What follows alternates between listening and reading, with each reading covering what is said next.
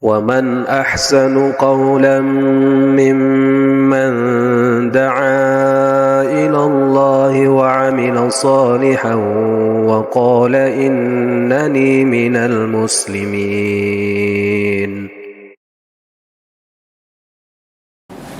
Ahibati fillah,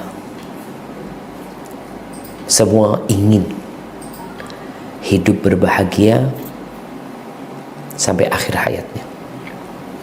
Semua ingin terus dalam kebaikan, menyebarkan kebaikan, menjadi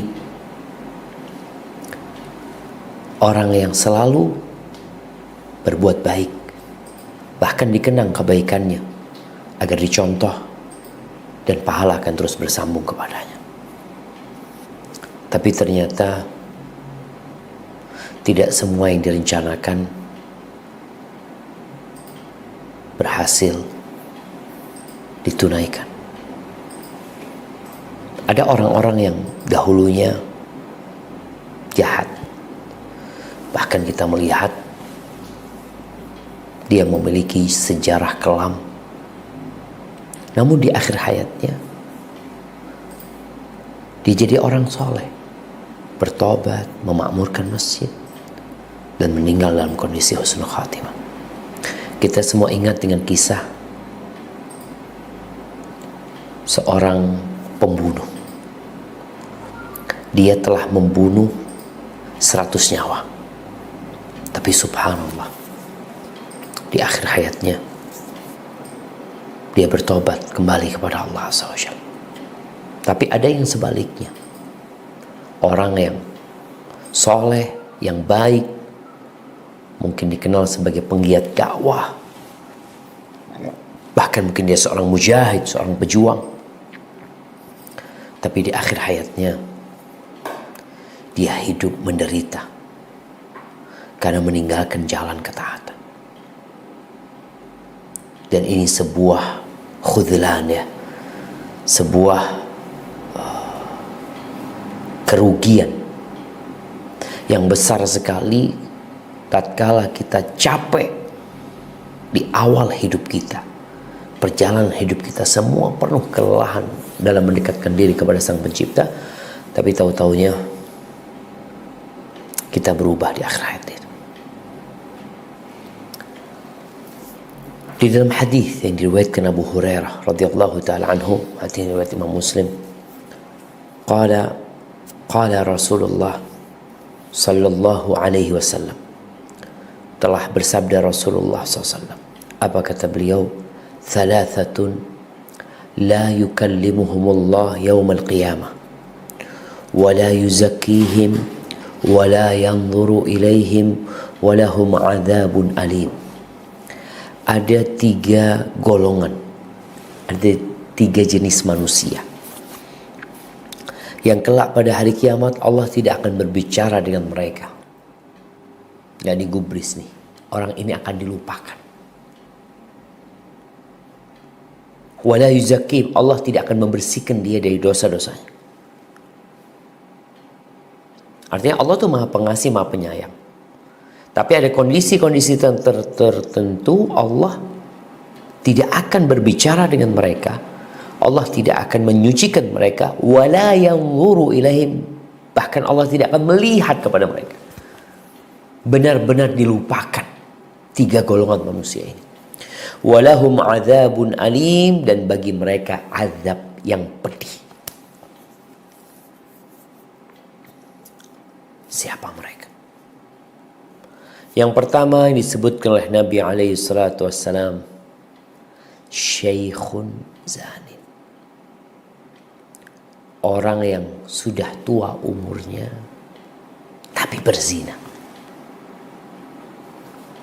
Yang kedua, wa malikun kadzab, raja penguasa yang membohongi rakyatnya, berdusta. Ini raja, dia udah kebal hukum, dia bisa menikmatin kerajaannya, dia bisa mendapatkan apa yang dia inginkan dengan kekuasaannya, dihormatin, dihargai. Bohong sama rakyatnya. Kok kurang apa? Yang ketiga, wa'ailun mustakbir.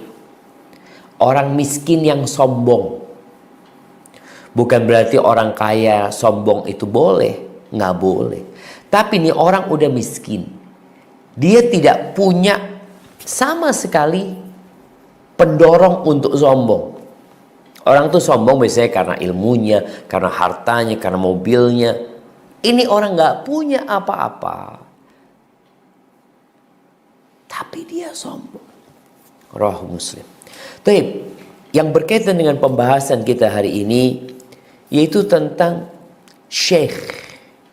Syekh ini mungkin di sini sebutan buat orang yang alim ya. Tapi sebenarnya secara bahasa syekh itu orang yang usia lanjut. Itu disebut syekh, orang tua. Orang sepuh. Manusia melewati fase anak-anak, remaja, muda, mungkin dewasa nantinya, kemudian dia akan masuk ke umur yang sudah tua, dan puncak pemuda itu ketika umur 40 tahun.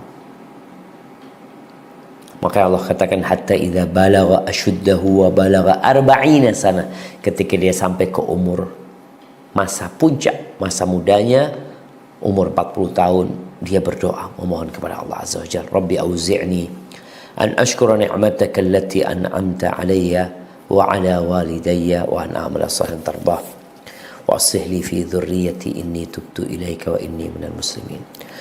Taib, berapa umur orang yang sepuh itu? Yang di atas 40 tahun. Ada yang mengatakan ya yang umur 50 tahun lah. Ahibati fillah, kalau ada orang sudah sepuh, berzina, menyalurkan syahwatnya yang sudah lemah, orang tua itu yang di atas umur 50 tahun ya biasalah. Dia nggak seperti ketika muda, ketika syahwatnya membara, bergejolak di dalam jiwanya. Orang sudah tua ini kadangkala dia untuk menyalurkan syahwatnya itu butuh waktu yang panjang. Dia perlu mengkonsumsi berbagai macam minuman. Makanya kalau kita lihat berapa banyak ya lapak-lapak obat kuat itu diminati. Yang jadi masalah ketika nih orang sudah tua, yang seharusnya dia bertobat kepada Allah Azza wa Jalla, malahan dia berzina. Para ulama menjelaskan, boleh jadi ini orang memang dari dulu sudah kebiasaan dia berzina. Jadi sampai tua pun, yang sebagian orang berpikir ketika masa tua itu aku akan berhenti kerja, aku akan fokus memakmurkan masjid, bahkan aku akan jadi pengurus masjid. Apa yang bisa aku lakukan di masa tua ini? Intinya dia ingin mendekatkan diri kepada Allah Azza wa Jalla.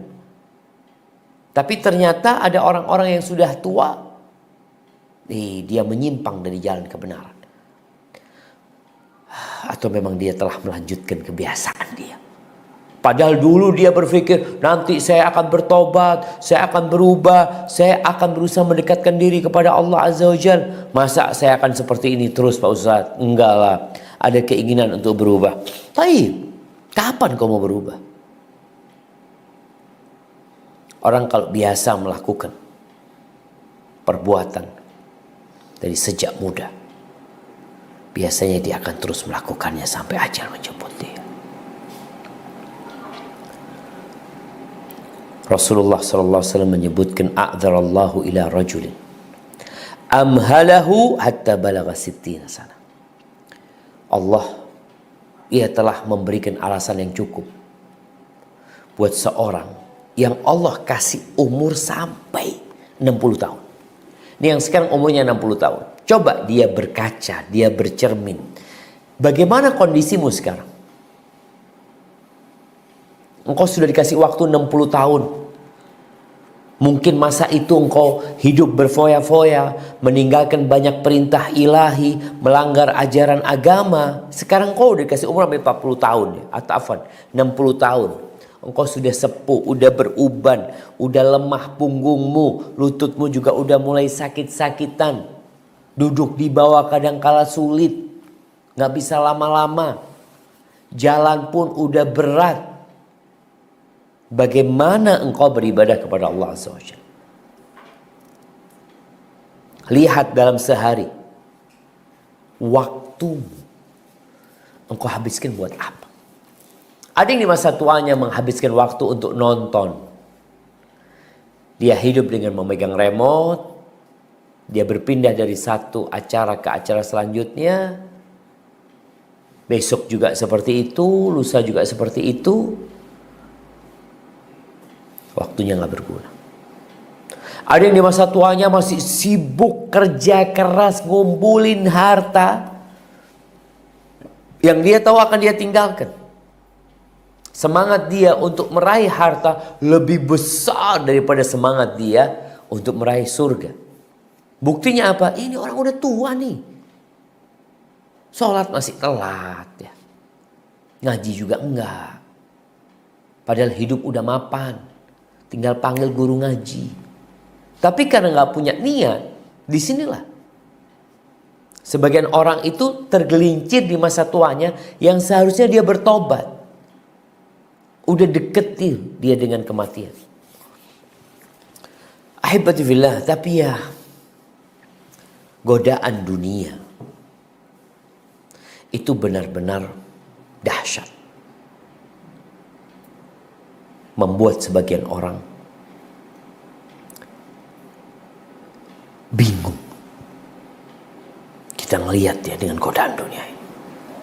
Harta, tahta, udah tua, masih ambisi untuk jadi pejabat. Kadang kala ketemu. Untuk menjadi pejabat di akhirat, untuk meraih derajat tertinggi, ya dia setengah-setengah.